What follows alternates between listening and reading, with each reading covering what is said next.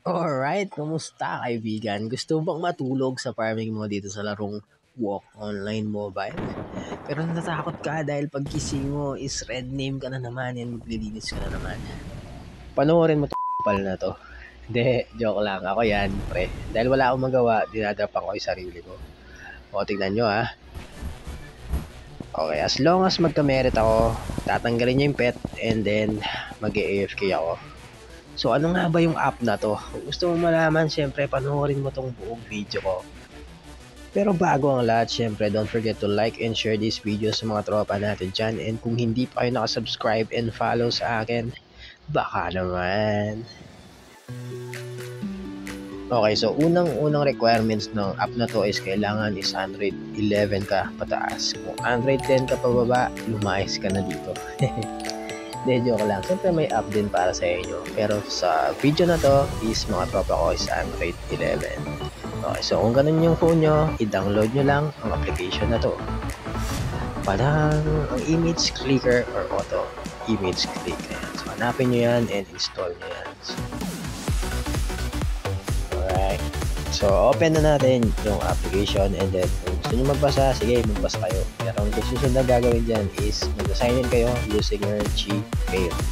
And then pagkatapos na is i-allow nyo lang yung mga kailangan i-allow dun sa accessibility settings. Okay? And then yun na nga. Huwag kayong magbayad dahil free to play lang tayo mga tropa pigs. So, ayan na nga. Kapag lumabas na itong overlay na to, tignan nyo ha. Ayan. Ready na tayo. So, pupunta na tayo dun sa game na Walk Online Mobile para i-set up yung magiging detector natin sa merits deduction.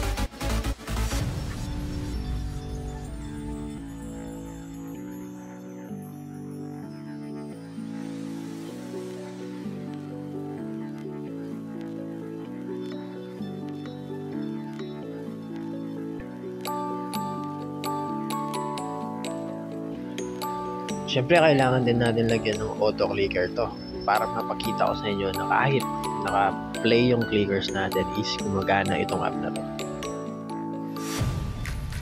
Yan, ang maganda kasi dito guys is kapag gusto mong matulog or gusto mong iwanan kasi busy ka, yung farming mo is pwede yun. Nang hindi ka natatakot na baka may mag-drop sa'yo or mag-red name ka, maglilinis ka na mamaya, di ba? So kapag ready na kayo, pindutin nyo lang yung plus dun sa taas. Okay? Yan. Yan. So lagyan natin ng pangalan. Ang pangalan syempre is anti-merit.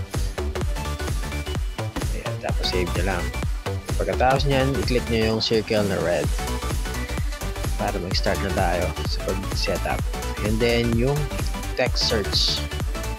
Ang ilagay nyong keyword is bad kasi yan yung lalabas sa system. Bad behavior detected, ganun.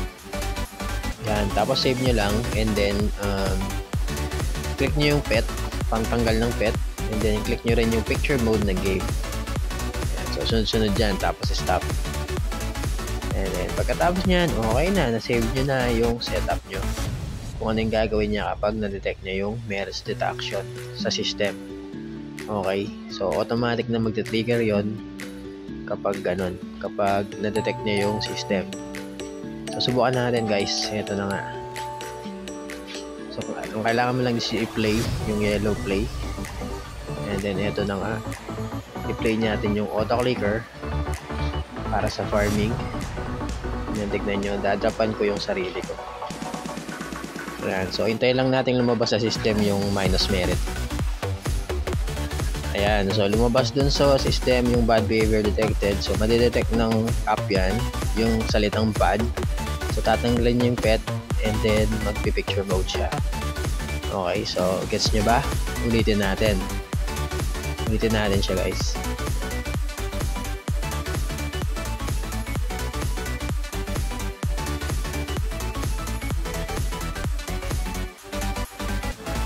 Ayan, so i-play ko to, itong image clicker natin, and then tatanggalin ko yung tip mode or picture mode, and then nakabukas pa rin yung auto clicker nya. So popost natin yan kasi ipapasok ko yung pet natin or i-equip natin yung pet natin.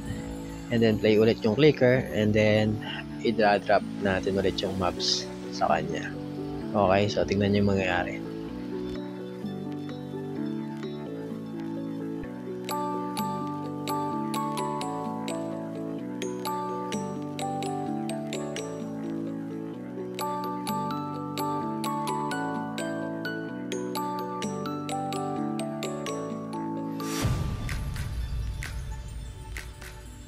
So ayan, this way hindi na kayo magiging red agad or red name agad, or pwede nyong iwan-iwanan yung farming nyo. Ngayon, kung may kaproblema man kayo dito sa application, ang first step nyo dyan is i-clear data nyo yung application or gumamit kayo ng ibang Gmail na isa-sign in. Okay, so thank you so much. Yan lang yung gusto kong i-share sa inyo. Sana magustuhan nyo and sana supportahan nyo yung channel at page ko. Okay, peace out!